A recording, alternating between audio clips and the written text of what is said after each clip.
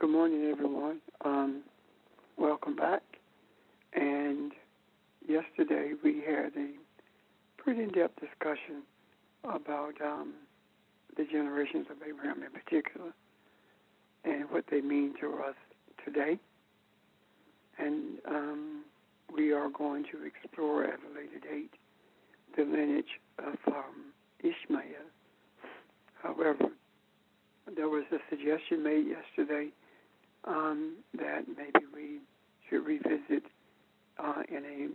by way of summary, the discussions that we've had over the previous weeks.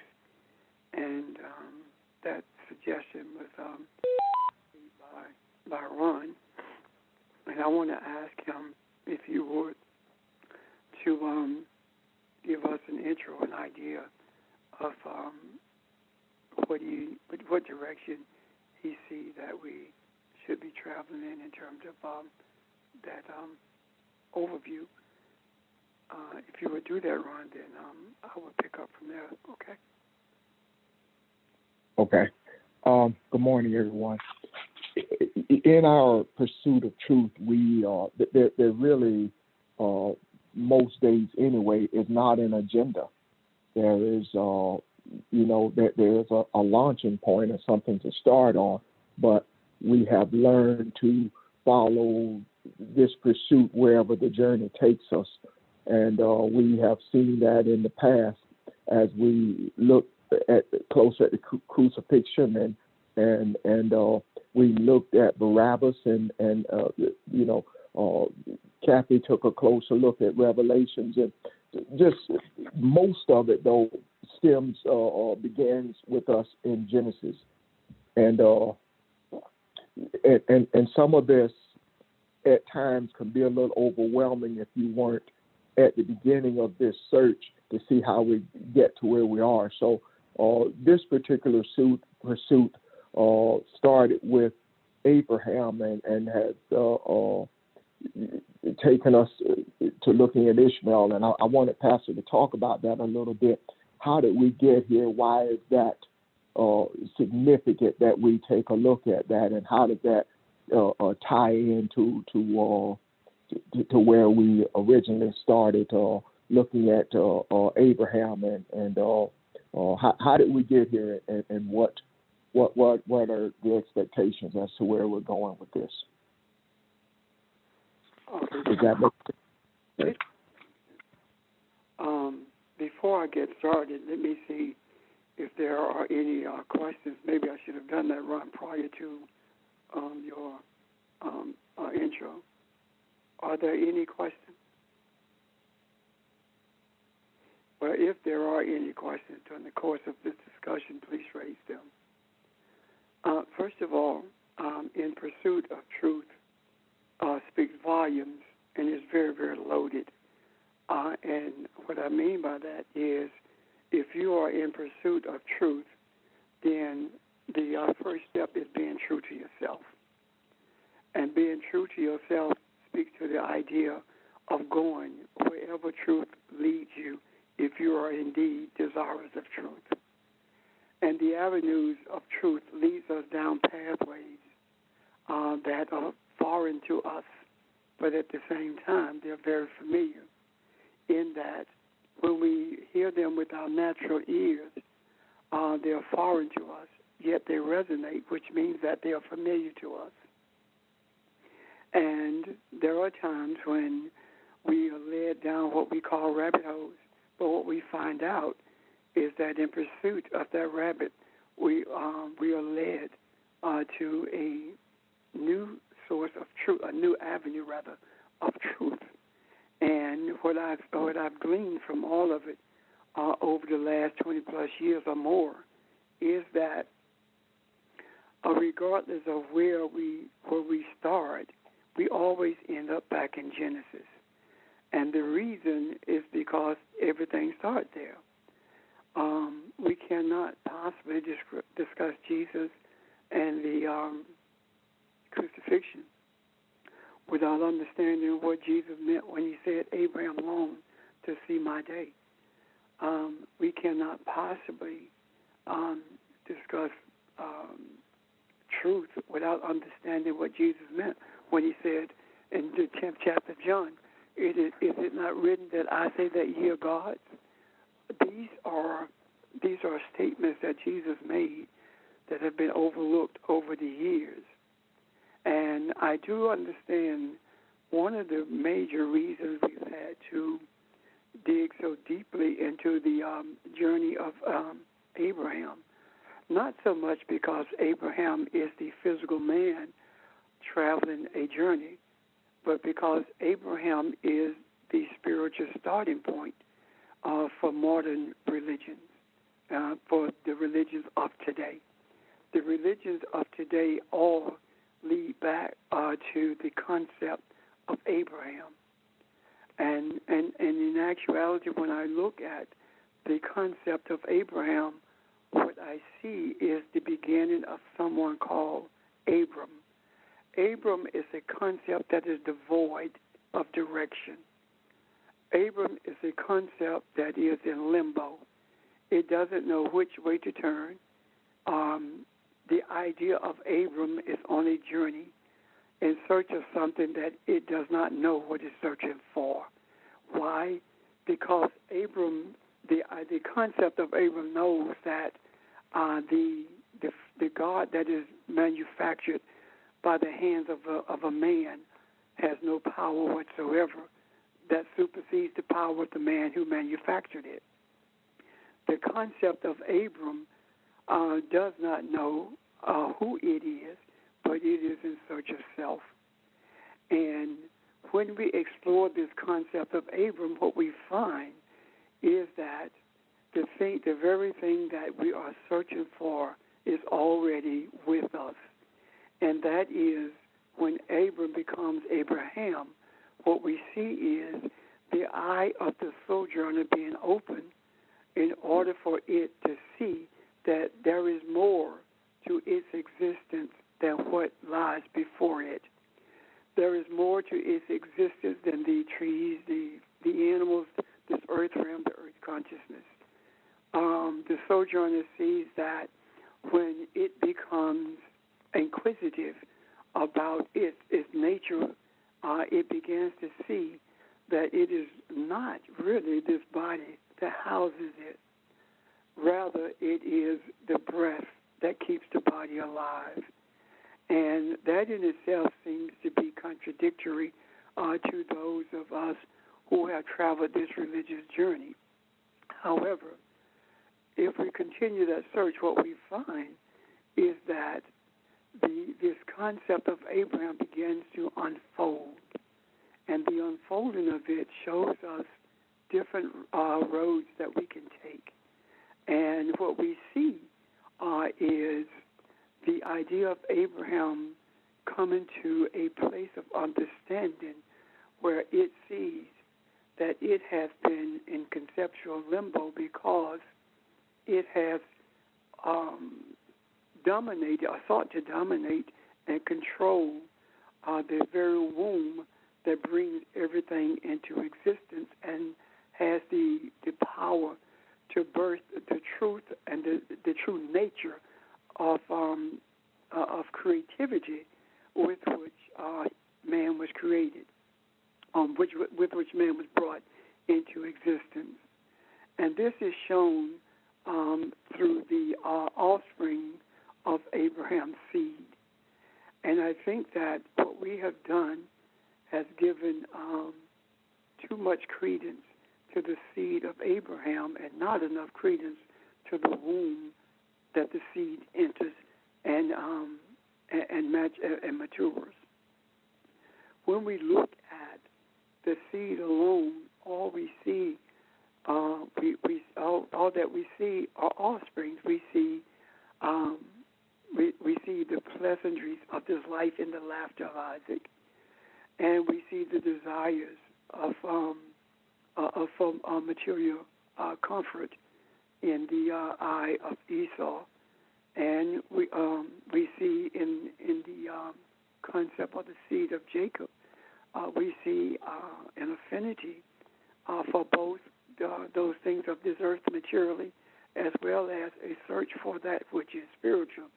And when those two things are conflated, they really birth something that is called religion, the religion that we are very familiar with, a religion that does not delineate between the material and the spiritual, a religion that gives as much power to the material as does it to the spiritual. And we see also, looking at the seed of Abraham, we see Ishmael, and in looking at that, what we see is what we've been told, that Ishmael is a bastard child who was born to the handmaiden of Sarah and has no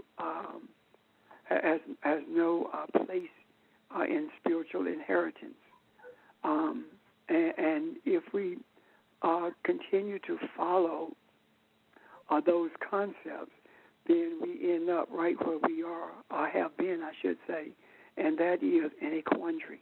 What we find is that we get to a stalemate where we begin to be expressive of what Abram was before it became Abraham. And we never get to the place of understanding what the true nature of being Abraham is. The true nature of being Abraham has as its purpose to bring us to a place where we become humans.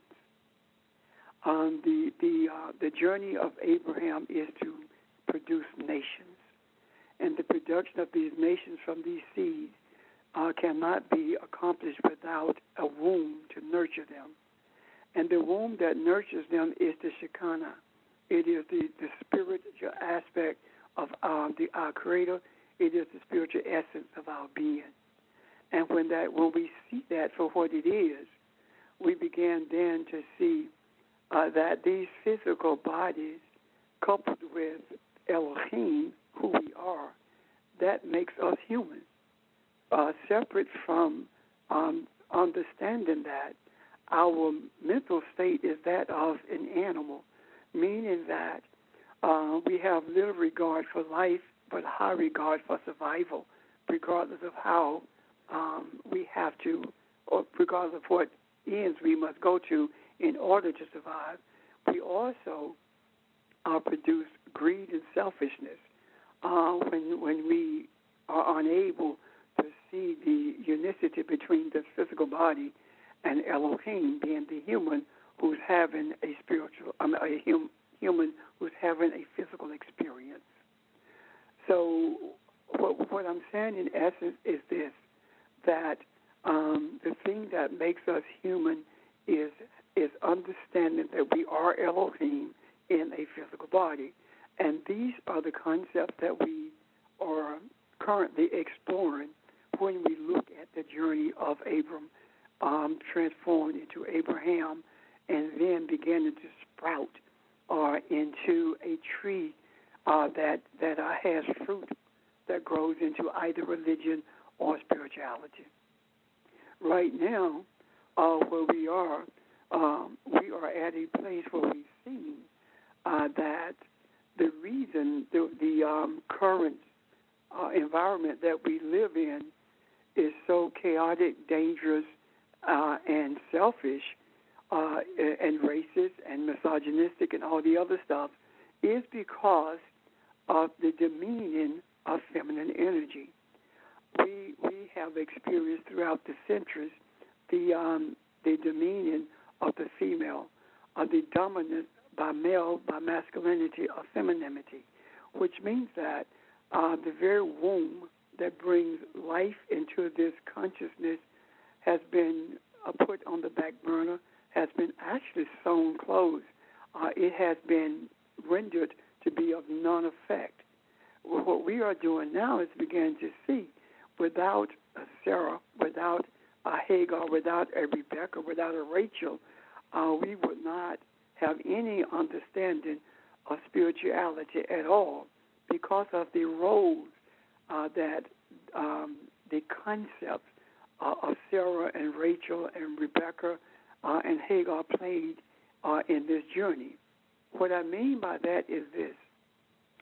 When we think about it from a spiritual perspective, what we see actually is Sarah being indicative of the womb that we possess when someone tells us that you can be as Jesus was in the earth.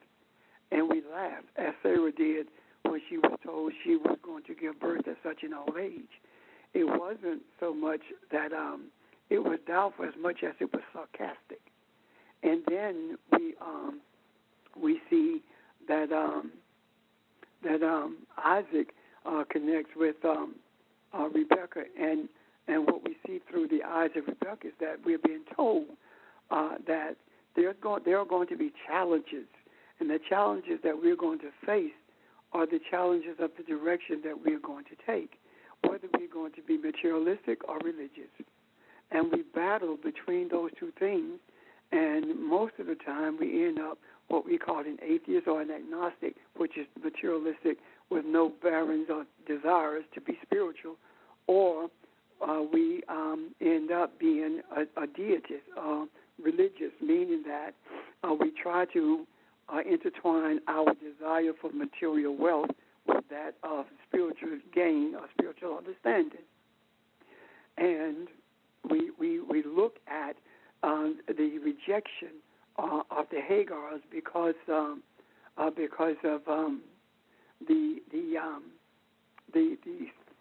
concept of Sarah with the sarcastic laugh about having a child, not wanting our concept to be challenged by the child of Hagar, Ishmael. And we see that rejection. But we also see something else in this. When we look at the rejection of Hagar by religion, we see that rejection is on the ground that she was not a Hebrew. When a Hebrew is not a race of people, it is a group of people who are called river crossers because they leave one belief of idolatry in search of an understanding of spirituality.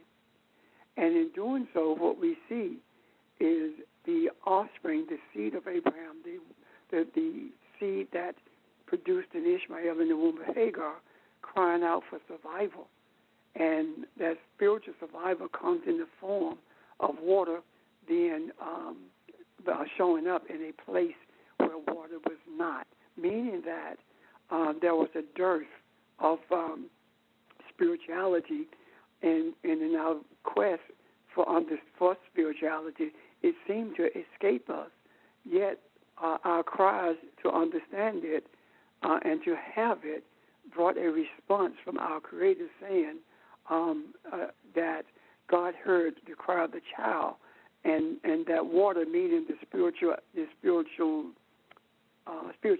that was desired, became a reality to that child. And right now, we are in that place. We are still in that place where Hagar and Ishmael were there in the desert.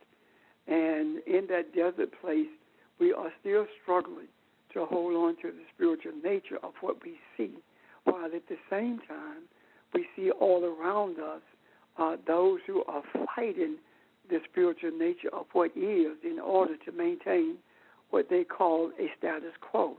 When this status quo is being challenged by this pandemic and being challenged by the rising of the heads of all of these authority figures that stand totally against anything that is spiritual. And those who are in this desert place are drinking of the spiritual water or are struggling to expand this spirituality, the spiritual knowledge for the advancement of those who are struggling to hold on to the status quo. What am I saying?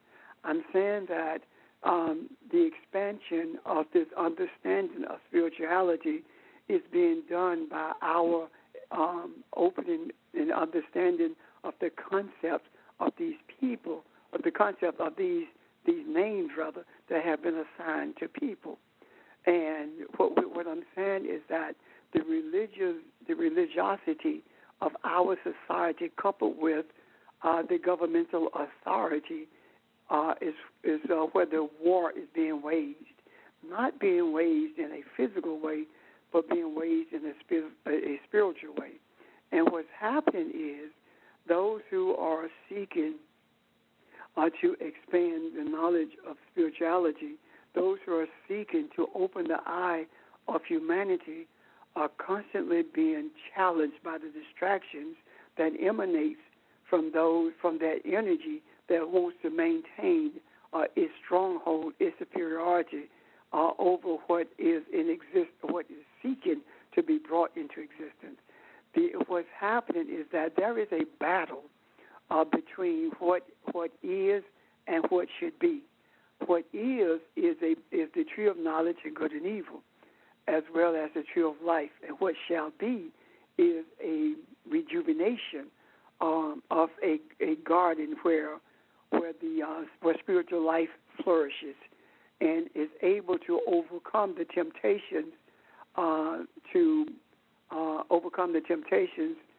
to walk away from that spirituality, or to see that spirituality in a selfish manner and using the power of it for selfish reasons, as opposed to utilizing the powers of spirituality in order to open the eyes of others so that we as a people can begin to see and understand that the opening of the eye simply shows us that all of us are not just a spark of divinity. We are divine.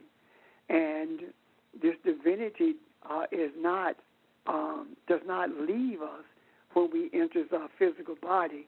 As a matter of truth, what it actually does is expands us.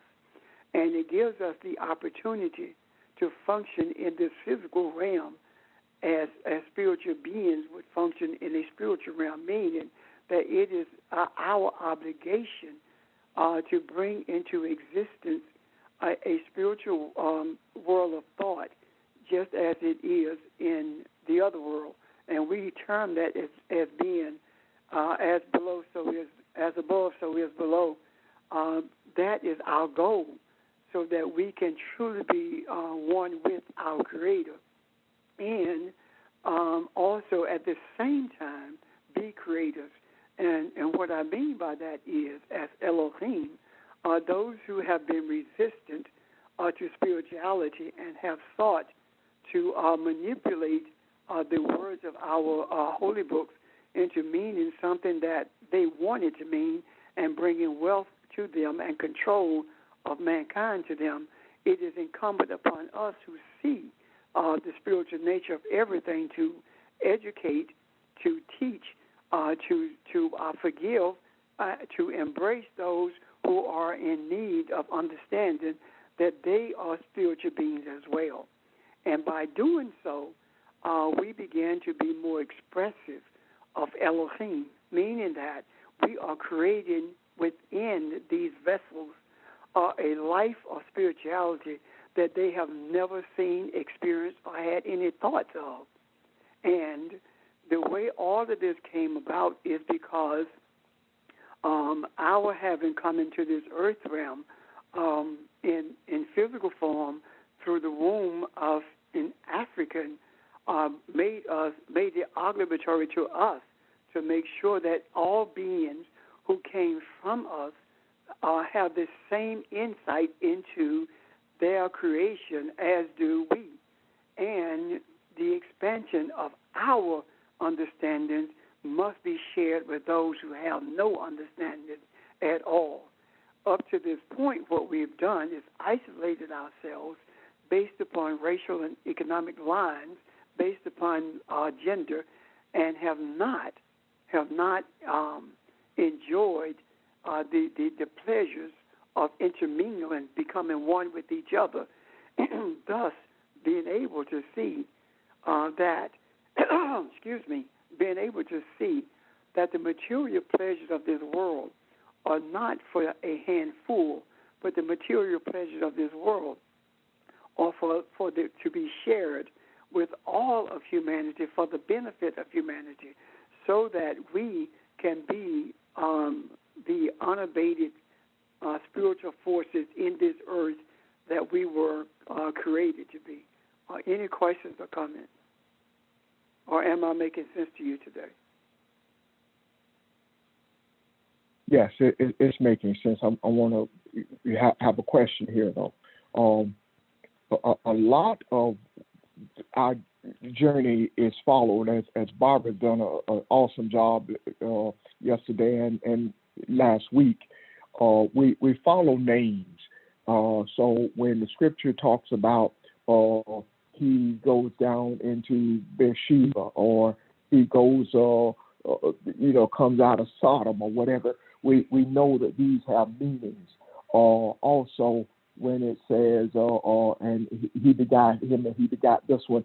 So it talks about, these pursuits and attitudes and what their journey entails. So go into Ishmael a little bit, the name, and what do you see there? And is Nick on the line?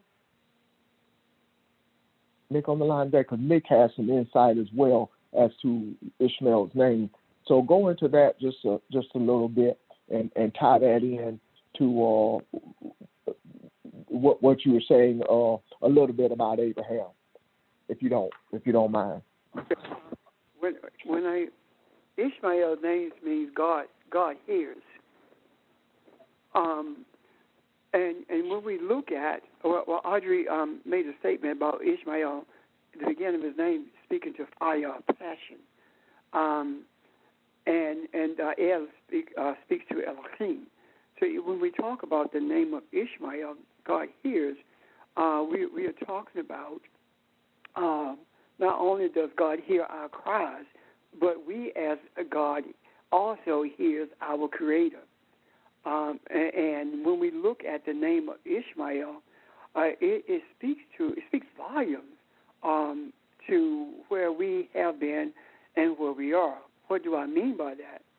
In reality, when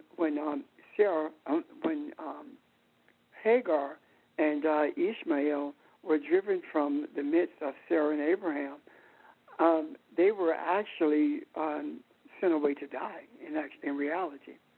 And that speaks to me anyway, to the idea of religion and all of its convoluted ideas and all of its interactions with the forces of governmental authority, pushing spirituality away, saying that you can't be God and you can't see God till you die. You really don't have any relationship with God until you die and go to heaven. Pushing all of this away and saying that it is impossible for us to be creators. We are mere men. Well, that's what I see in my mind's eye is a belief. If you can see a young man being pushed into a corner and everyone else is making fun of him and moving away from him and saying that he is crazy and you should not even deal with him at all, that's how the true essence of Ishmael has been done through the ages. There has been no credence given to Ishmael other than it was the offspring of Sarah's handmaiden.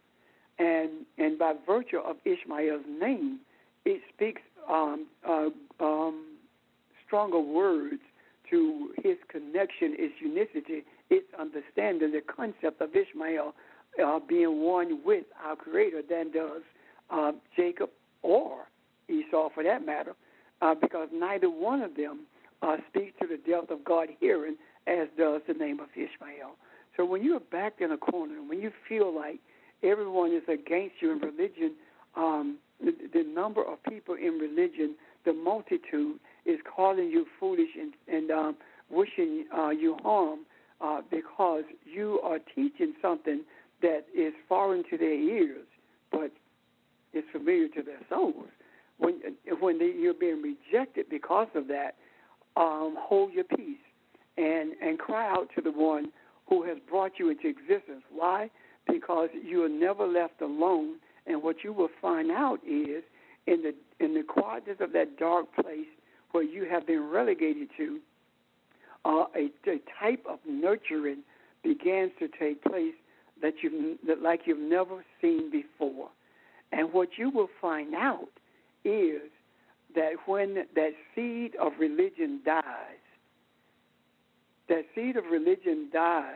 you will find out that you are called on not just not to ridicule that seed, but to bring that seed of religion to a decent place of burial, so that you can resurrect spirituality in all parts of the world. Because at some point, that seed of religion, that seed from which you came, begins to see something. It sees that it has produced religion and materialism as well as spirituality. And what it does, it speaks to religion and says that everything that I have in this material world, you can have it. However, the spiritual essence of what I understand belongs to Ishmael and Ishmael's brethren, rather. It belongs to Ishmael's brothers, and they are to carry it throughout the world. So what happens is it becomes an opportunity now for the energy of the concept of Jacob and the energy of concept of Ishmael to bring balance to the earth. And the balance that's being brought to the earth is to understand that there is a semblance of spirituality of truth in religion. Otherwise, nobody would believe it. So there is a filtering that must take place. And the filtering that takes place is the efforts to bring balance. And what the concept of hearing God does is helps us to see that materialism is only bad when it produces greed and selfishness. But the goodness and righteousness of materialism is when it is shared for the benefit of sustaining Elohim in a physical manner in this earth realm and transforming the hearts of men so it will follow the soul of our Creator and the transformation of the earth consciousness into a consciousness that is governed by the spiritual essence of our being, which means that it is governed by kingdom principles of loving kindness rather than greed and excessiveness. Does that help you, Ron? Yes, sir, it does. It does. Yeah. I saw something else when you're talking. I'll look it up later and see if it fits. I thought about when Elijah heard the still small voice. He had opportunity to listen, to pay attention to the earthquake or the fire, but he heard the still small voice. And I'm hearing what you're saying is Ishmael represents that the spiritual part of it is quiet, is still, it's something that you may not pay attention to, or you may not readily see unless you're expecting the unexpected, unless you're actually looking for something that is different than what you used to hearing or used to seeing. And that I'll look at that at another time. I don't want to get us off track here. Well, you're not off track at all, because it does. Ishmael, what happens is that truth is hidden in plain sight, and the reason you have to be open when you are on a journey for truth is because you don't know what you're going to find. You don't even know what you're looking for.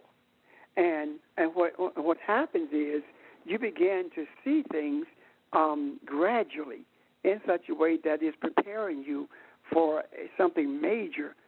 And what I mean by that is this: when we were introduced to the idea of Mary of Magdala and Jesus having a spousal relationship, that was astounding.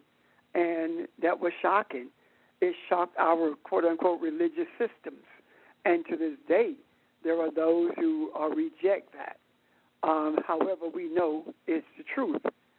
And when we looked at the reality of of the reason for Jesus having been beaten beyond recognition, even though he was found to be innocent, when we saw the reality of the reason for that is he was a man of color. He was an African, and the Romans were Caucasians, and they beat him no differently than the police are today.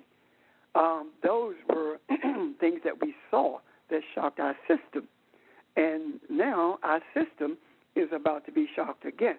And the reason these things are hidden until such a time as this is because once they are uncovered and understood, then we began to have opportunity to function with the powers that we were created with.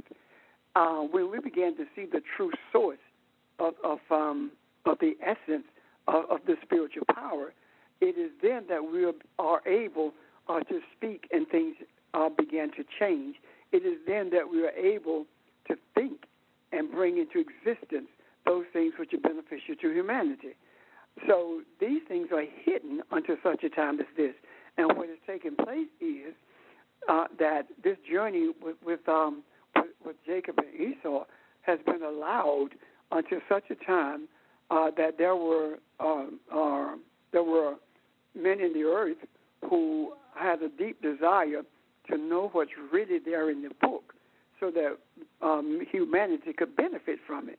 So what happens is that still small voice is not making a loud noise and trying to be seen. The earthquake is getting everyone's attention. It's shaking the world. The fire is burning everything. And everyone is watching it to see if it's going to destroy or purify, while over in the corner there's a quiet voice saying that the fire can only purify and not destroy, because that is my desire.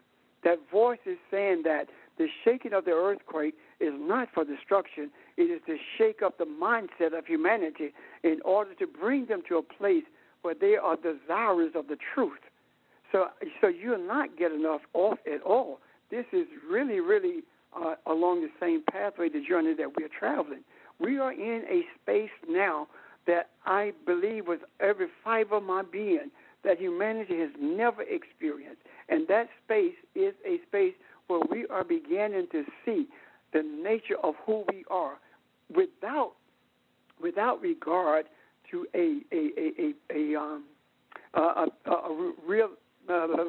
regarding these namesakes as being people, but seeing them for what they are. They are concepts of spiritual origin for the purpose of bringing humanity into a space of spiritual unicity with its creator. And the understanding of these concepts are the greater things that Jesus said that we would be able to do. The greater things are not so much of bringing some physicality into existence that does not exist now. The greater thing is to bring humanity to a place of embracing the essence of its creation, knowing who it is, and recognizing beyond the shadow of any doubt that the color of the skin, the gender, the amount of wealth that one possesses, the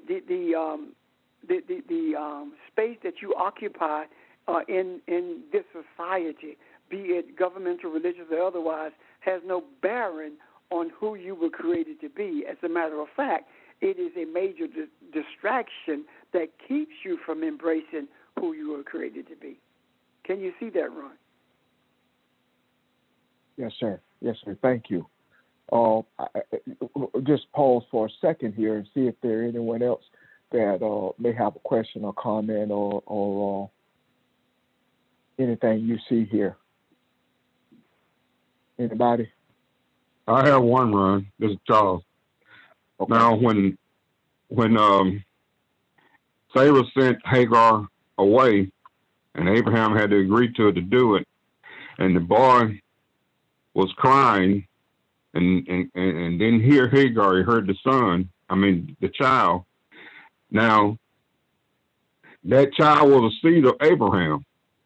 God still had to do for that child that he heard crying, as is Isaac.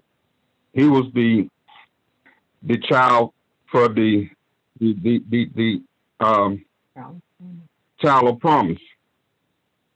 But he was still a seed from Abraham, because God said Abraham will have many nations, a father of many nations. So that child will still be one of the nations. Charles, you're absolutely right. I'm going to let Pastor answer all the questions today, because hadn't had chance to pop out. I got a question along those same lines, but I want to see what he says about your answer. Pastor, you.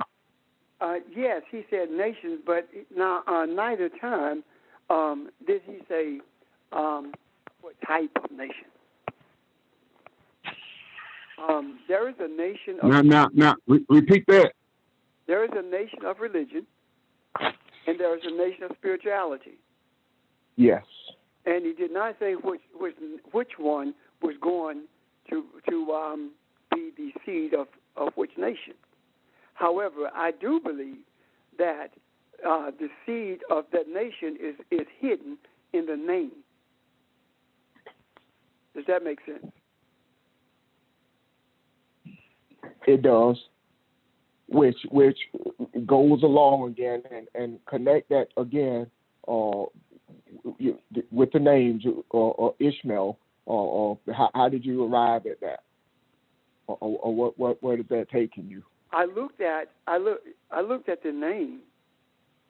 I looked at the names of Ishmael, and Ishmael meaning God hears, or to hear God.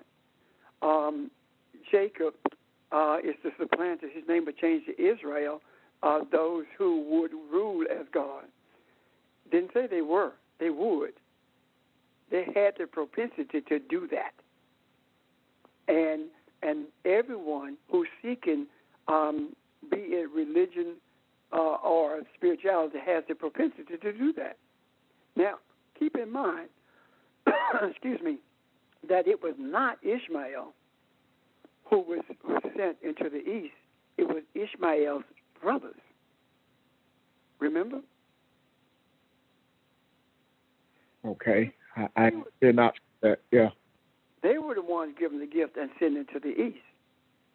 So Okay. what I'm saying is this. The spiritual nature of Ishmael's name speaks to not only Ishmael, but it also speaks to what exited the womb of Hagar. Keep in mind that Sarah never laid claim to Ishmael as being her son, when in every other instance, the child born of a handmaiden became the child of the wife, the one who the handmaid belonged to. Remember? Can I ask you a question about that? And I'll get with Charles in a minute to make sure you answer Charles' question. There were two instances. The two instances, and we started this whole thing off talking about spiritual energy. I mean, feminine energy and the power thereof. The relationship that Abraham has with these two women. They have conflict on two occasions. One, as he was Abram, and the next, as he was Abraham. And I want to know if there's a significance to that. The other thing was, in what you just mentioned with the handmaiden, I do not recall, and I could be missing this, but I do not recall where it said with Jacob and his situations with the handmaid that any of those handmaidens became his wife. With Hagar, it says she became his wife. Right. So exactly. Speak to that a minute, the conflict or the attitudes with the two women. How did that affect Abraham and what I just said about Hagar? Sarah was promised a child, And Sarah, when Sarah gave Hagar to Abraham, she put Hagar in the place of being a wife of Abraham. And when Abraham had a child with Hagar, Sarah referenced that child as being Hagar, which means that Sarah embraced the reality that was a wife of Pastor. Is everybody on muted? You make sure your phones are muted. But everyone, please make sure your phones are muted. Thank you. Okay, thank you. Can you back up for just a few minutes, that we missed a good deal of that? What I said was, if you look at it, what you see is that Sarah was told that she was going to give birth, and what Sarah did, rather than wait to be impregnated, she gave her handmaid Hagar to Abraham to conceive.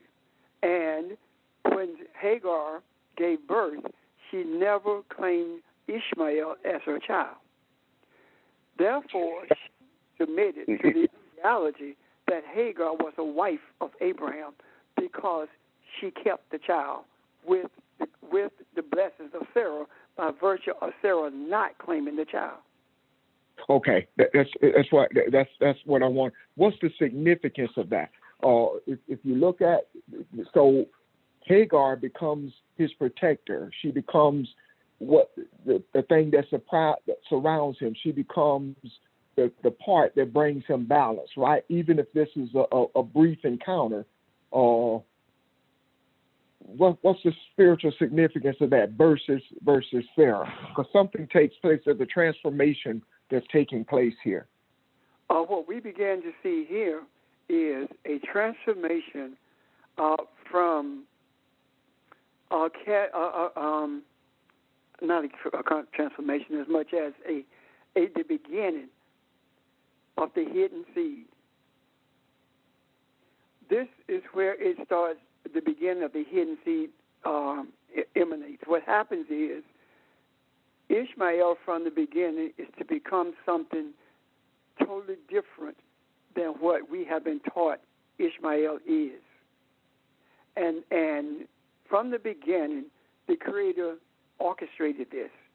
And the orchestration of this was by virtue of Hagar becoming a wife to Abraham.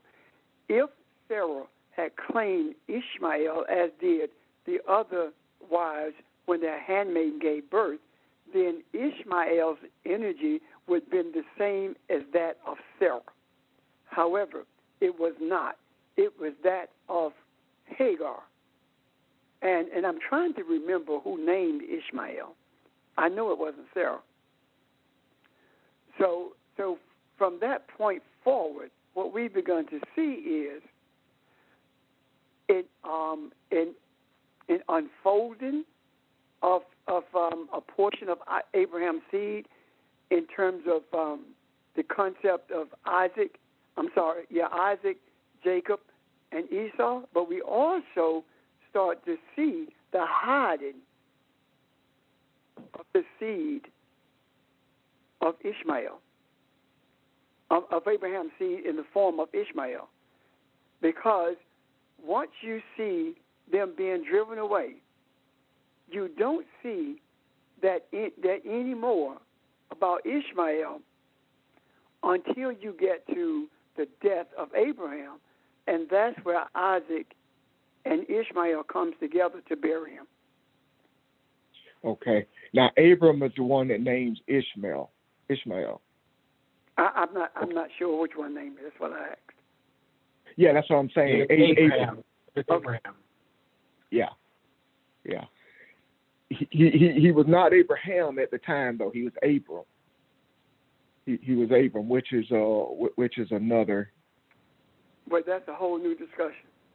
Yeah, that's another discussion there. Out of that of stagnation, out of that, Abram speaks to the idea of being stagnant, of being at a place decision, being at a place where this concept does not know which way to turn. It just left idolatry. It's seeking, it's looking for itself, and without even knowing it, something happened. There was a serendipitous experience that took place in this out of this man of idolatry seeking spirituality came a seed called Ishmael, and it's no different than when we say things that are spiritual in nature and we don't realize it until later on, and we then see it as a serendipitous experience. That's what happened with this. I do not believe for a moment that this was Abram's mind who named Ishmael, but rather it was the influence of his soul that did it. Okay. Before we go on any further and see if there are any more questions, come back. I'm sorry, Ron. Say, did you just finish? I'm sorry. Go ahead. I'm sorry. Go ahead. I have a question, probably 1,000,001 questions. But the first one, Evelyn and I want to ask is, when Sage said a soul, could he explain that a little bit more? The soul consists of your thoughts, your desires, your ambitions. The soul consists of the spiritual nature of everything that you are. So you were referring to Ishmael when you said that, or Abram? Abram, from the depths of his soul, named Ishmael. Okay. I have a request, and I don't know that this applies to everybody listening. You and Ron are going so fast with so many things. Can we just slow it down a little bit so we can grab the connectivity of it all? Do my best. That's my request. Thank you. And another question I have is, when you mention Hagar being named, Abraham named as his wife, that has nothing to do with Sarah's being the Shekinah. That's two separate. Hagar, did she or did she not have the Shekinah? Yes, she is representative of the Shekinah. All femininity is Shekinah. Okay. So I got clarity on that. This is the problem that we are having, and it's understandable. Our mindset has been conditioned to see all of these people as individuals as opposed to conceptual. The Eastern thought sees these as concepts as opposed to individual people. Also, our minds have been conditioned to see Hagar as a black woman who's rejected by a white woman. That's how our minds have been conditioned. And that black child born to Hagar had to leave that white couple in order for them to have a white Isaac, so that white Isaac could be the progenitor of the white Jews. Oh, okay. I thought they were all black. That's how our mind has been conditioned. Okay. The whole concept of religion is racist. Okay. And here we are making every effort to correct that. Not to correct it and condemn anyone, but to correct it and resurrect everyone. Okay. Does that make sense? Yes, it does. Let me ask, beyond you, Vermel, does that make sense to you guys? The statement I just made about how our minds have been conditioned. Does that make sense to you? I need to hear from you. Yes, it does. Yes. Thank you. Any questions? Pastor? Yes. Yes, I have a question. This is Jackie, and I'm trying to figure out how to form the question. You said about, wait a minute, it just left me. I guess with the scriptures. Is that why some of the Caucasians try to back up slavery with religion? Do you understand what I'm trying to ask? Right. I know exactly what you're asking. Yes, that's exactly the reason that the scriptures are used to make every effort to justify slavery. Yes. Yes. And it goes along with, ties into what you just said, just spoke on? Okay. Yes, ma'am. Does that help? Thank you. Okay. It does. Anyone and the African church is still representing that same God that they were introduced to as slavery. Absolutely. And that's the whole point of it all. That's why this is so important. This is the thing. The most difficult thing for Caucasians to accept is that Jesus was an African. Abraham was African. Sarah was African. All of these concepts are African in nature. All of these names that are used to project these concepts are African. And it is easy for a Caucasian to say that you can go to school with my child than it is for them to say Jesus was an African.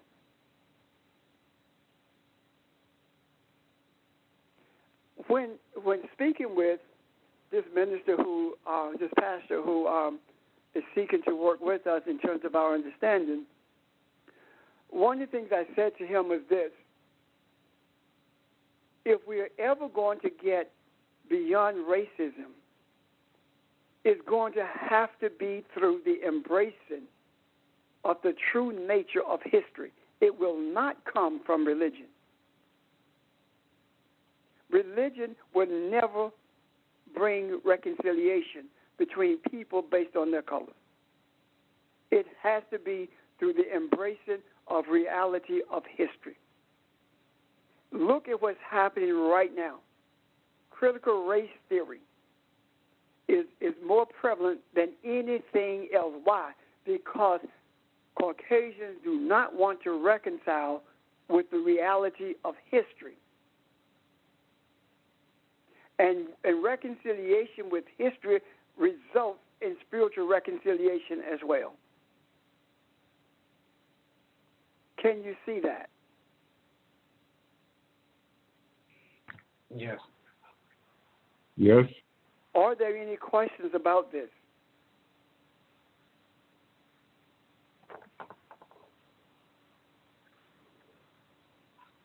Can I back up for a minute, Pastor? Yes. Charles, I'm sorry, I meant to come back to you to see if you were okay with your question. Do you have a follow-up question, or did they answer your question? They answered the question. Okay. Oh, now I have another question. I hope that still keeps us on where we're going.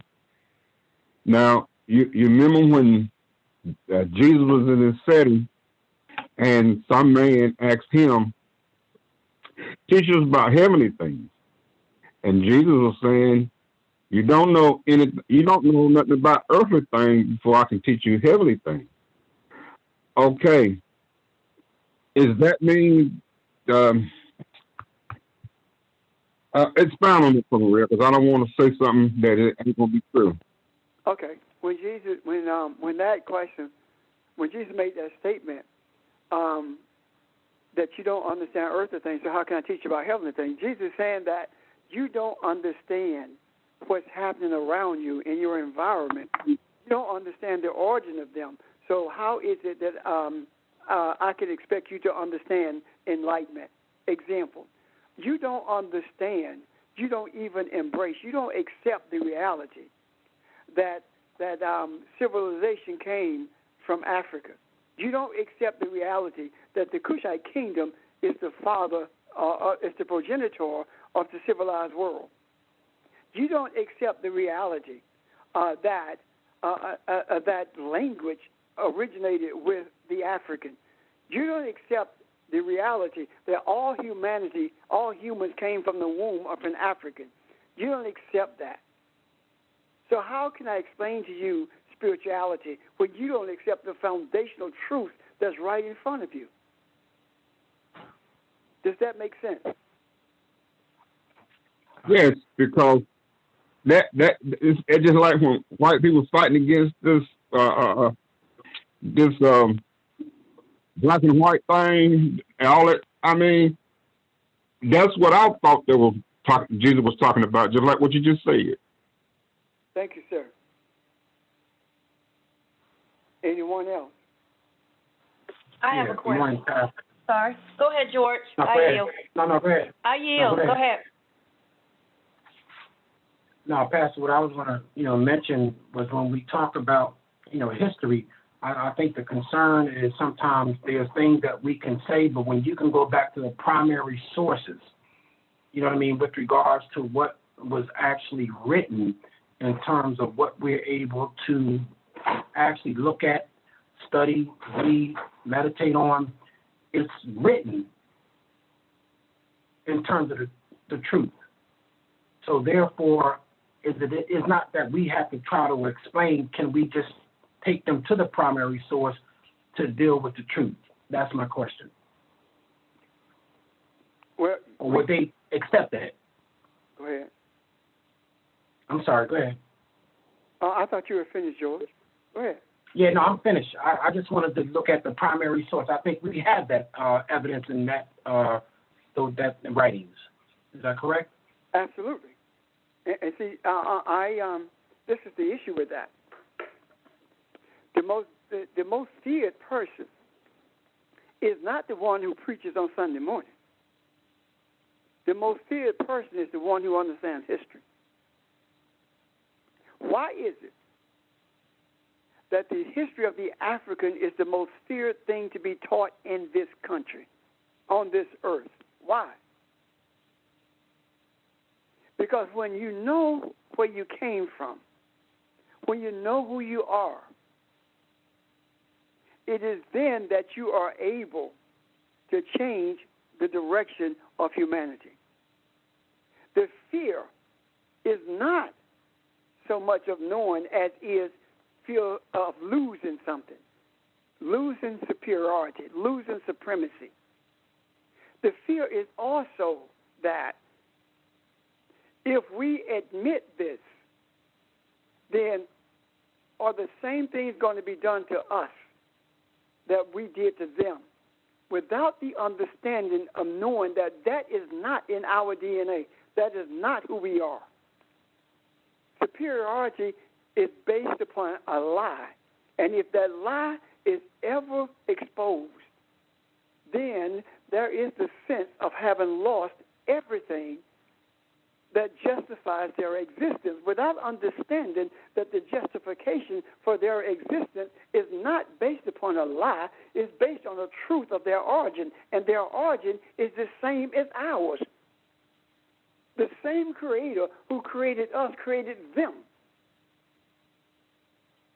So embracing the truth gives you a stronger footing as opposed to robbing you of everything that you hold dear. Because the only thing that you truly hold dear is supremacy. And that is non-existent in the realm of the spirit. Does that make sense? Yes.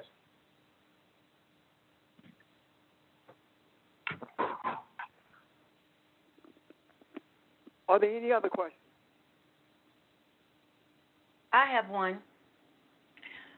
So, we're talking about names. So, does our American names mean anything? I mean, that's my question. Every name means something. And everything about our existence is tied to the universe, and that is why you have this thing called astrology. And nothing happens haphazardly. Everything has a purpose. The problem is that when we don't see the purpose, we think it doesn't exist. But you can't see the wind either, but you know it exists. So the idea of us not being able to understand the totality of purpose, it doesn't mean that the purpose is not there. Does that help you, Evelyn? It does.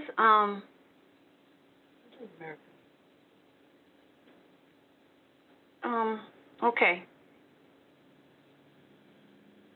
I'm processing, but okay. There are questions I know that you guys have, and if you don't know quite how to word them, let's just talk them out. Because we are at a critical space right now. We talked about getting to a place of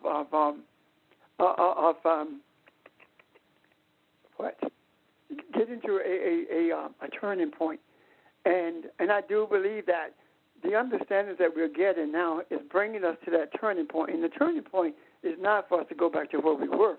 It is to head to where we're supposed to be. Okay? Yeah. Any questions, please? I have a question. It's a name question. So what does the name America mean? We had talked about Gerah with Abraham and Isaac. What does America mean? Sheldon, are you on? We looked at that once before, and if I'm not mistaken, it was Sheldon who is he or Nick who talked about America. Okay. And if I'm not mistaken, America speaks to the idea of enslavement, a servant. Ooh. And that's significant because not only does it enslave its people, but it enslaves other nations, right? The world operates on its... Yeah, America enslaves the world. Okay. All right. Yeah. Thank you. Yeah. If I can, I want to say something here. A couple of things. I like to thank Ramil for a statement that she made, and this is on behalf of not only the pastor and the teacher, but everybody else who speaks, because everybody who speaks on here offers knowledge and understanding to somebody. Even if you're just asking a question, it brings about enlightenment to someone. So when she said, slow down a little bit, that was huge to me. I appreciate that. And that's kind of some of the feedback that is appreciated, and I think kind of helps us to see that everybody's getting it, that things are making sense, or do we need to go over something. So with that said, is there anything that was said this morning that may need repeating or may need further understanding from anybody, not just from Neil, but was anything said that you like further explanation on? Okay. The next question then I have for Pastor, the significance, and we talked about this before, when we talk about the African and we talk about the European, we're talking about more concepts, and go into that a little bit. That's more of a concept there, because when you lean away from that and you say black people and white people, that puts it in another whole category. So talk about the significance of seeing this as a concept, and even the Abraham and Isaac as concepts, and how does that help tie all this together? If you can go into that for a minute. Can I ask a question first? Because I think, Pastor, you can answer it too when you talk about that.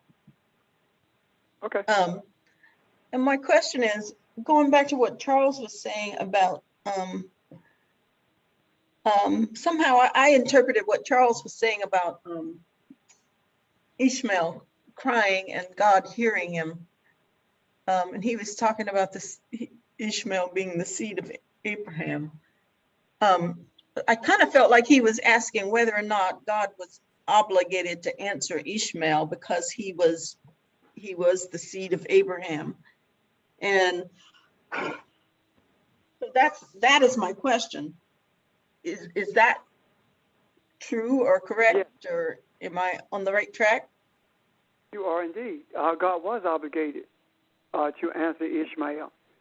Okay, Again, so doesn't that also apply to us, and we forget that we too are the seed of Abraham? absolutely. Okay, thanks. As a matter of fact, I'm trying to find it. It said that she cried out or she prayed, and God answered the boy. That stuck out with me. That it was him. Yeah, I'm trying to find that, but I don't see it right now. But if you remember how that's worded, Pastor, go ahead. I don't remember exactly how it's worded. However, I do remember it saying that he answered the boy. Yes.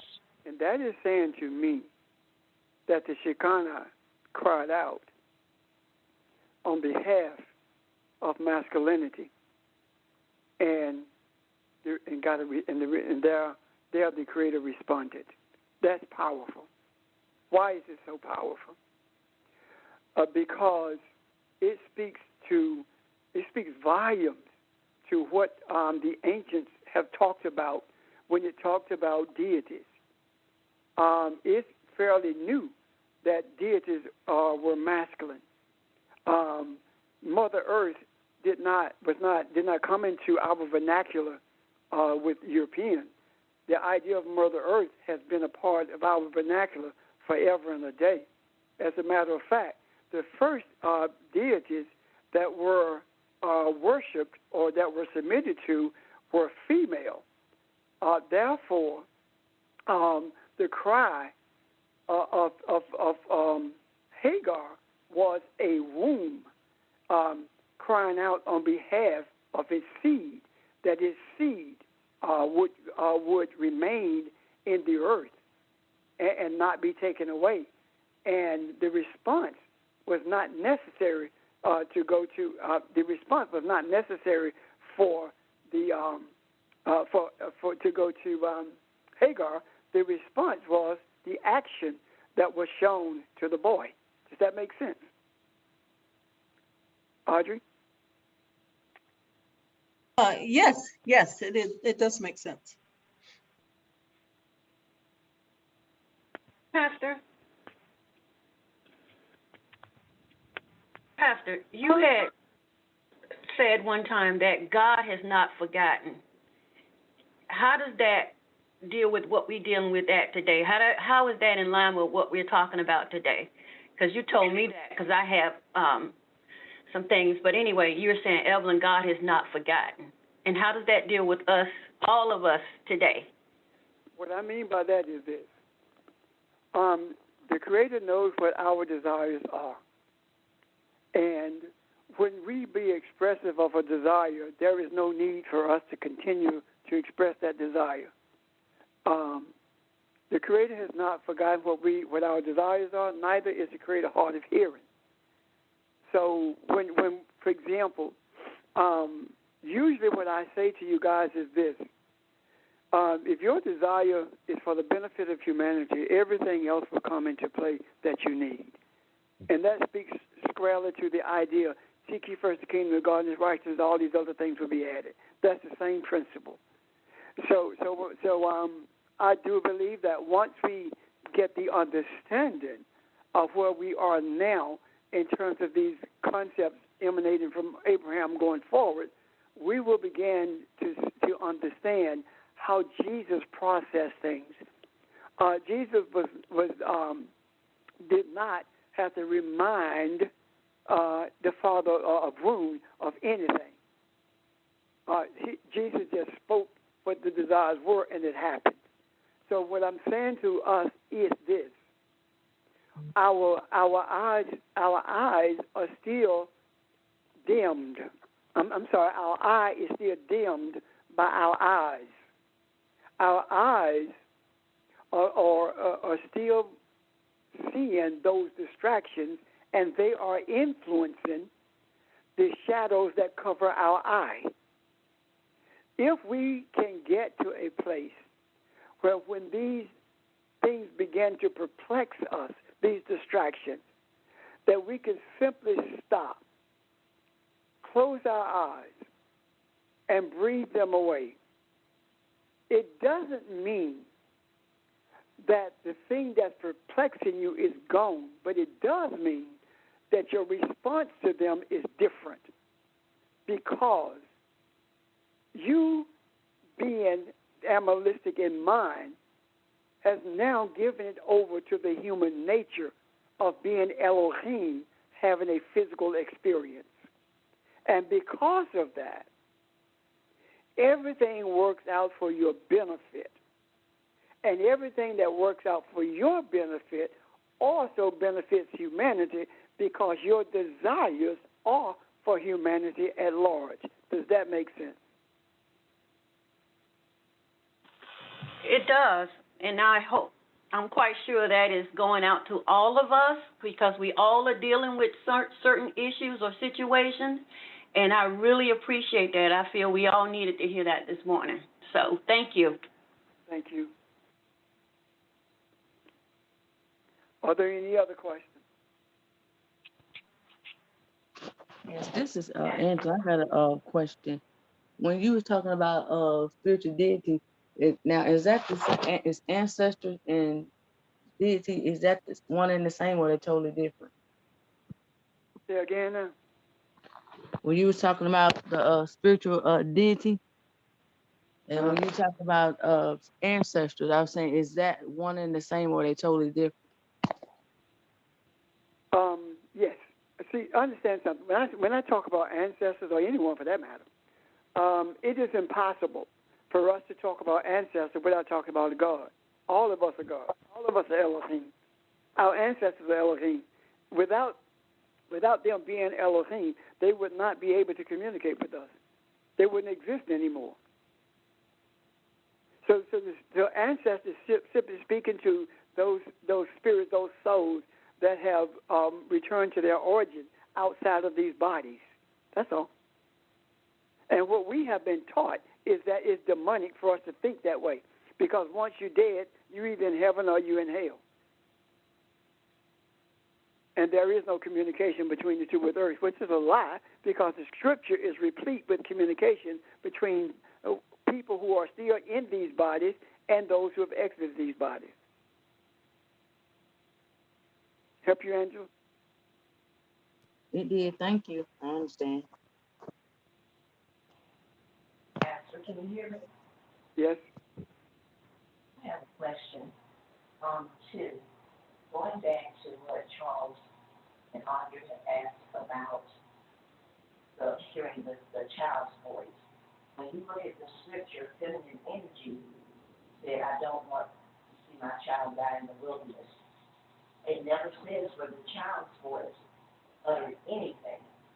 Then it says where God heard the voice of the lad.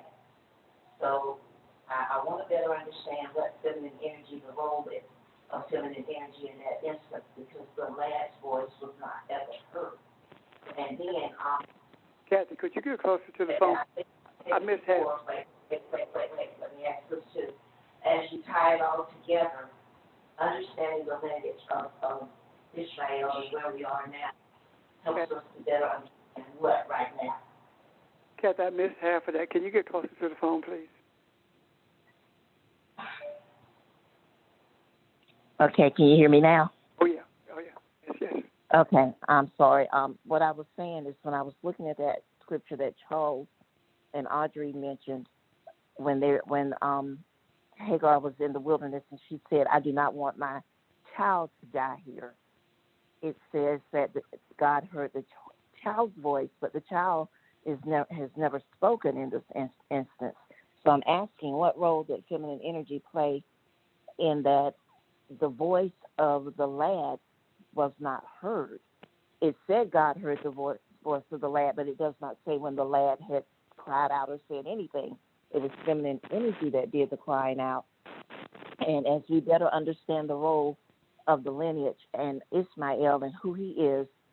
And I know you've been saying it, but I need a little more clarity on what does that tell me, or what does that tell us today in our journey about who we are in digging up the lies. How do we see ourselves now? So I kind of asked two questions there. Thank you. The voice of Hagar is Shekinah. The voice of Hagar was Shekinah crying out on behalf of the seed. And the wilderness of which he spoke, looking at it conceptually, right?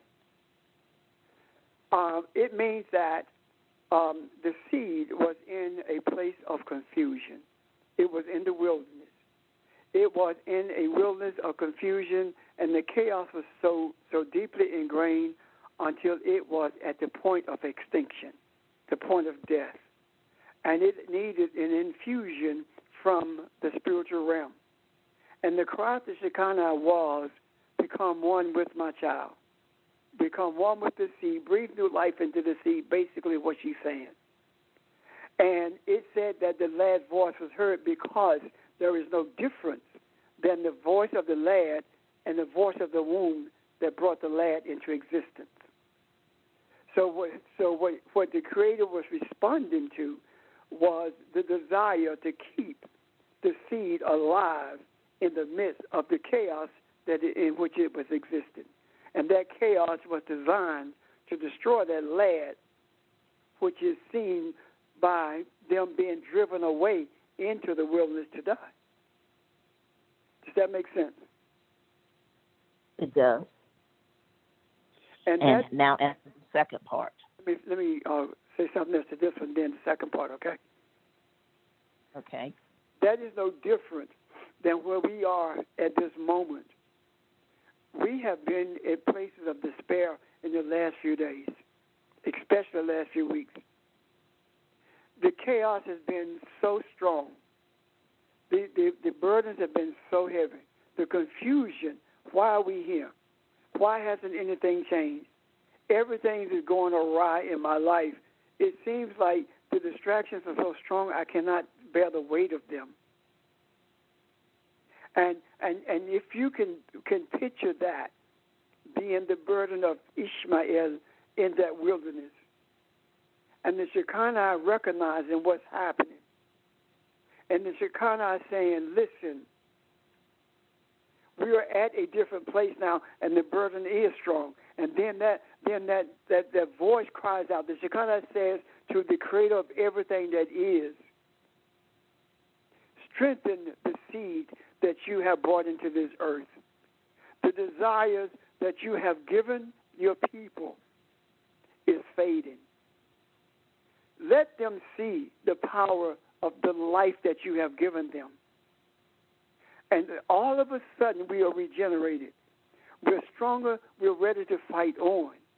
But that only happens when we are willing to close our eyes to the distractions and open our eye to the reality. And that is where we are right now, and that is an example of what was happening with Ishmael in the wilderness. Does that make sense to you, Kathy? It does. And in this instance, are we both the seed and the Shekinah? We are. Okay. All right. That is the unicity of it all. And when do we know? Because I know we have been going through some things. When do we know when we feel everything ebbing and we feel like, I don't see any change and I want to throw up my hands because I'm so tired? When do we know how to go inside ourselves and recognize that everything is trying to be drawn out of me? It's like it's fading, and I need to be rejuvenated. I need to be reminded. Or does that take someone else doing that, or do we do that for ourselves? There are times when we do it for ourselves. We know it when we feel despair. But to get through that disparity, sometimes it takes us being our brother's creator. We create a force in our brothers that gives them the strength to rise above it. There are times when we have to do it ourselves. When we close our eyes to everything outside of us and we begin to focus on the desires of our hearts. However, there should always be a time where we are interceding for each other continuously because of the burdens that we carry, especially those who step forward to teach humanity. Because the burdens of that teacher are much heavier than those who are the students. And the reason it is so much heavier is because that teacher has to contend with the distractions of the students as well as the distractions being thrown at that teacher. And that teacher has to contend with the things that the teacher has been taught that they're wrestling with, as well as those things that the student has been taught. So it is imperative that the teacher, the apostle, the one who is the speaker of this word, begin to close ranks and be the supporting force for each other above everything else, knowing that if we falter, then everything else does the same. And there is no option for failure because of the distance that we traveled thus far. Does that make sense to you? Yes, it does. And when we understand the lineage and who we are, all of this is to bring us to a place of balance, correct? Absolutely. And the balance of which I'm speaking now is the balance between Ishmael and Jacob. And the balance that I'm talking about with them also, when Ishmael, the concept of Ishmael, spiritual, when concept of Jacob, materialistic, but has the propensity to worship, to rule as Elohim. When those things are balanced, that seed is balanced. And when that seed is balanced, it no longer seeks to dominate the Shekinah. It becomes one with the Shekinah. So Rebekah does not have to disguise Jacob anymore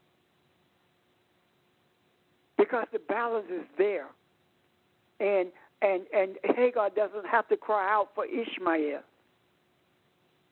And Rachel and Leah does not have to be at odds anymore about who's going to produce the greater seed or more seed. When that balance happens between them, then everything in the earth becomes beneficial to humanity in physical form. Does that make sense? Yes, I see it. Thank you. You're welcome. Now, what was the second part? You answered it because I was asking, learning what we're learning now is to produce what right now in this realm? And you just spoke to it by saying it's going to bring about balance and also exposing us to understanding that we are the seed and the Shekinah and that we are the ones that are creating the world in which we are living, that we want to live in, and not the world that has been created that we are living in. And to be able to see beyond the scope of where we are right now, to recognize, not to give up, not to grow weary, not to do any of those things, but just be who we are, if I'm saying it the right way.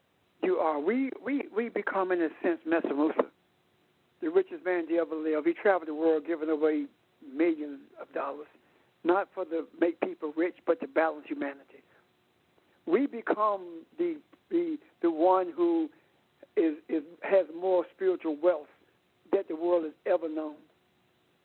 And we share that spiritual wealth with everyone. And that the wealth of the spirituality brings balance to materialism. Greed becomes non-existent. And how is that seen? What does that look like? It looks like people who don't have to die because they can't afford health insurance. It looks like people who don't have to die from pneumonia sleeping on the street corner because they can't afford a home. It looks like people who don't have to go to bed hungry at night parents who are hungry trying to feed their children. It looks like a nation of a world of people who where poverty does not exist anymore. It looks like a world where mankind truly loves each other and looks out for each other and seeks to enhance the existence of each other. Does that make sense? Yes. Any other questions or comments?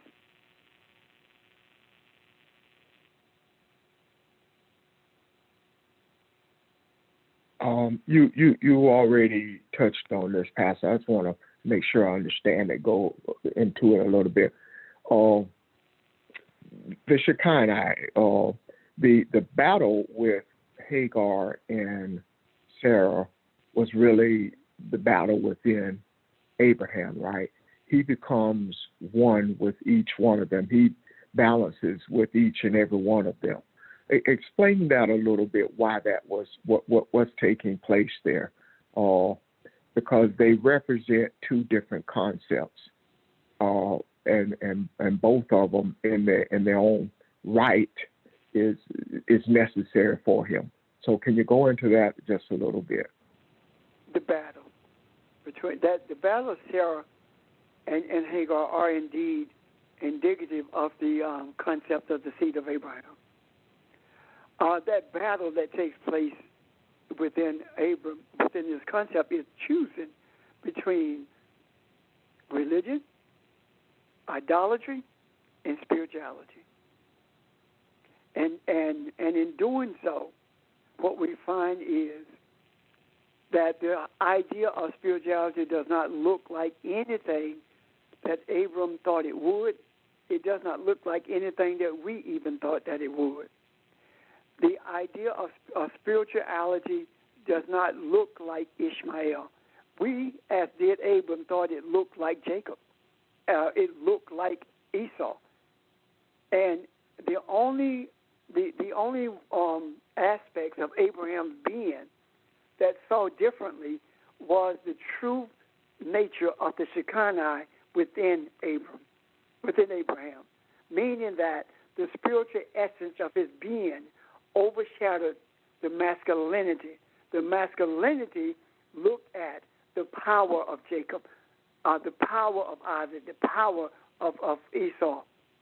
But with the desire of Sarah to exalt Isaac, meaning that Sarah's desire was to exalt Isaac at no matter what the cost was, even at the cost of spirituality versus religion and non-believers. That exaltation of Isaac resulted in Jacob and Esau. That reality of Shekinah resulted in Ishmael through Hagar. That's the battle in Abraham. And at the end of his life, that is when he saw the true nature of the battle within. And when he saw it, he responded to it. And he said in essence, oh my God, all the materialism, you can have it. But the thing that's going to sustain humanity is what Hagar has, what Keturah has brought into this earth. And that is the essence of spirituality. You must share it with the world, because this material thing is going to be the detriment of the world if they don't see the power of spirituality and governing themselves in a material world. Does that make sense? Yes. Yes. It ties it together.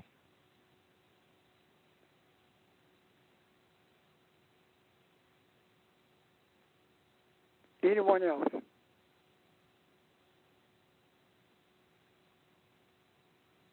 I want to say this too, and you can clean this up for me. I'm sure I'm going to leave it kind of raggedy, but when we talk about the scriptures, we are continuously creating and moving in the direction of truth. And when we bring it to everyday life and we make distinctions, we're still talking about those same concepts.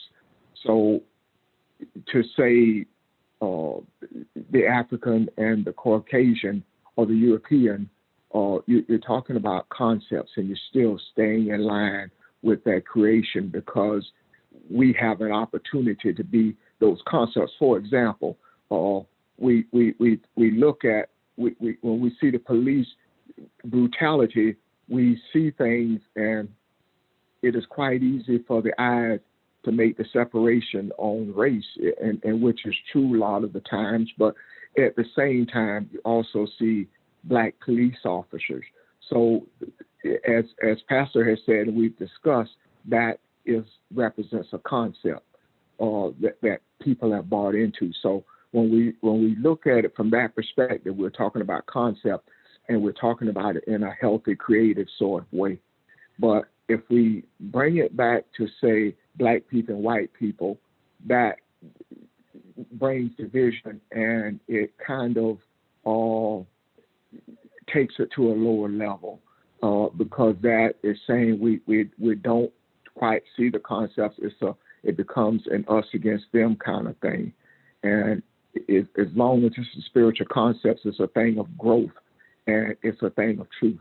And I just want to put that out there. Just, we're moving in a place where everything we're saying is about growth and about taking further steps on this journey. And I just want to make sure that we're all on the same page on that. When we talk about race, I'm sorry. Race is representative of concepts. Okay? Who are the perpetuators of the concept of racism? Where did it originate? In the mindset of whom? Europeans. And that concept has permeated all people of this earth.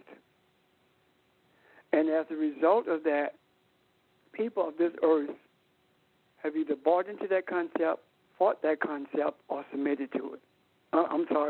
Submitted to it in a way that they'll give up their life to support it. So, when we talk about a Black policeman, we're talking about a policeman who has bought into a concept of racism. Racism is a concept that has forced the African to search for itself in order for it to be free. That freedom that the African was searching for was the freedom to live in a society in harmony, without the African understanding that this is a spiritual battle that's instigated by race. Race is a catalyst to force humanity to come to a place of reconciliation with righteousness.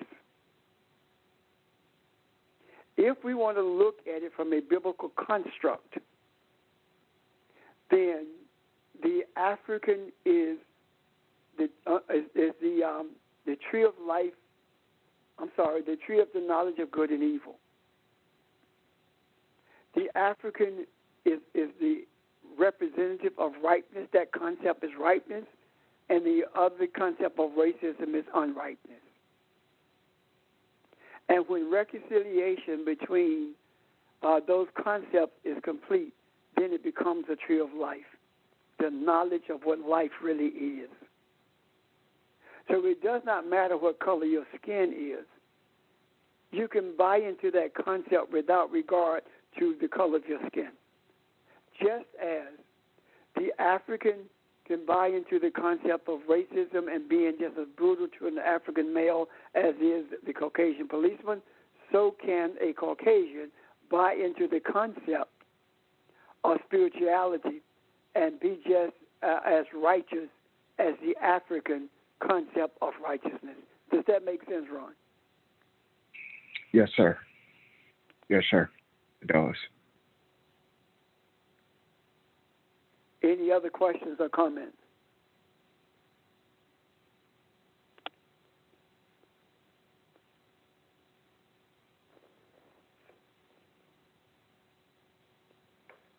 No questions? No comments? Hey, Rep, I have a comment. It was on what Kathy was talking about. You know, I'm gonna do the earthly one, and you can probably do the God one. You know, when a woman have a child, I know the child don't talk, but them cries mean something to that woman. She knows that child probably need to either change or need to be fed or to be picked up. And I just wonder, how did that woman know that? And that child's not talking. That's when I was younger. So now, you know, now I know. But it speaks that the spirit part of it. Say that again, Charles. I missed part of that. I'm sorry. Like I was saying, the earthly part, when a woman have a child, when that child needs feeding, that child need holding, or he don't need changing, that woman knows about that child, the way he holler or the way he, you know, screams to let you know that something wrong. And that woman knows by that baby's cry. So it speak to that, the spiritual part of that. You understand what I'm saying? I do now. Yes, I do. You do not? I do. He do now. Okay. Okay. What's happening is this. The feminine knows the cry. It does not have to be the physical mother. The reason I say that is because when my kids were small, I got up with them. I knew what their cries were as well. That was the feminine aspect of me. When we talk about it from a spiritual perspective, it says that our Abun already knows the desires of our heart. He hears our cries. And our cries sometimes come in mourning and groaning, not language that we can understand. The groaning is not, I'm not talking about speaking in tongues, I'm talking about the pain of groans. So the essence of that is simply saying that the Creator has knowledge of what we are going through and responds to it. Sometimes our groans come in the form of, why me? Sometimes our groans come in the form of, Lord, when is this going to change? It come in the form of, I'm tired. All these things are speak to the moaning and the groaning of what you speak, Charles. So the physical aspects of that is a reminder to us that the womb out of which we came always has an ear to the ground to hear what our desires are. And I hope that helps you, Charles, as well as everyone else, of course. Yes, it did. Thank you, sir. Anyone else?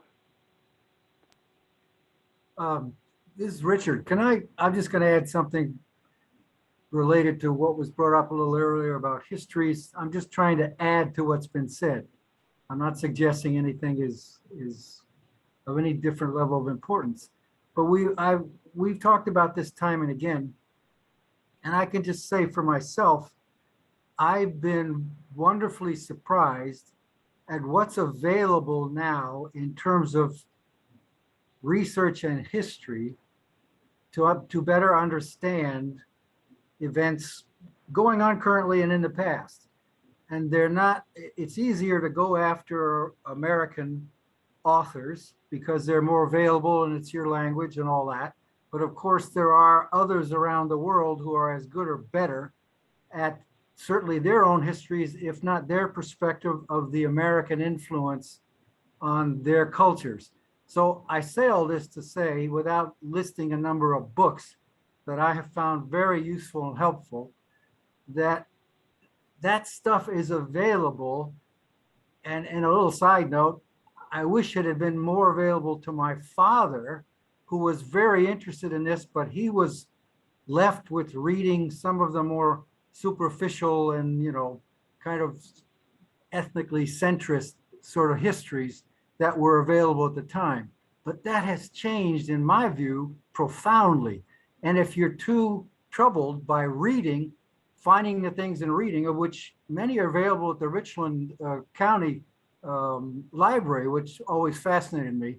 The politics of South Carolina and some of the stuff going on there seem to be so different. But anyway, thanks for that. You can go to YouTube, and a lot of times if you find the book's title, just key that into YouTube, and you're going to get a presentation or two by the author.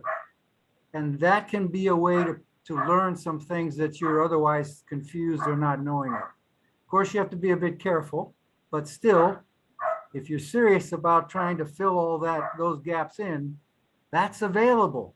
You can do it. But like Pastor said 800 years ago at Foundation, you can either let other people tell you what all this spirituality means, or you can do your own research and study. And on the basis of that, have more informed and better questions. Not always more answers, but better questions. Okay, that's it. Thank you, sir. Appreciate that. Anyone else?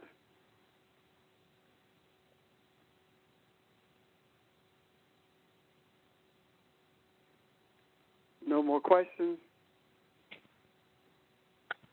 Ron? Yes, sir. I appreciate it. It's been a good day. Good question answer session. Appreciate all the questions and comments, and Pastor, appreciate you as well.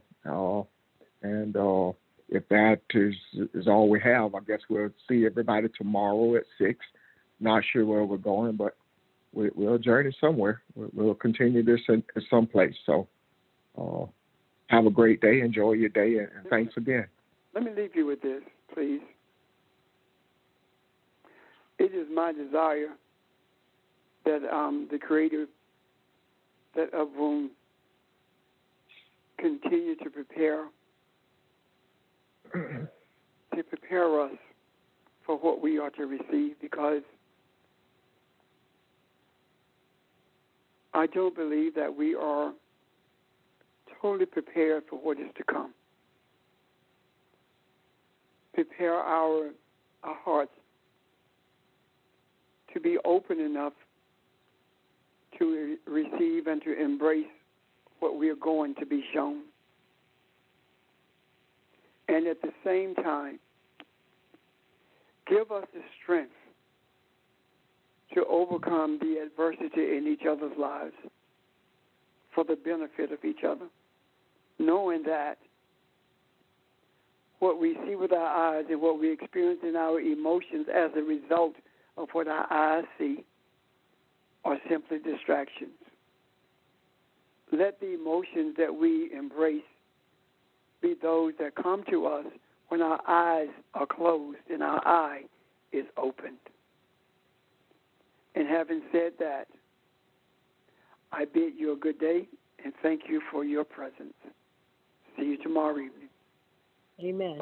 Thank you. Thank you. Amen. Bye. Bye, everyone. Bye, everybody.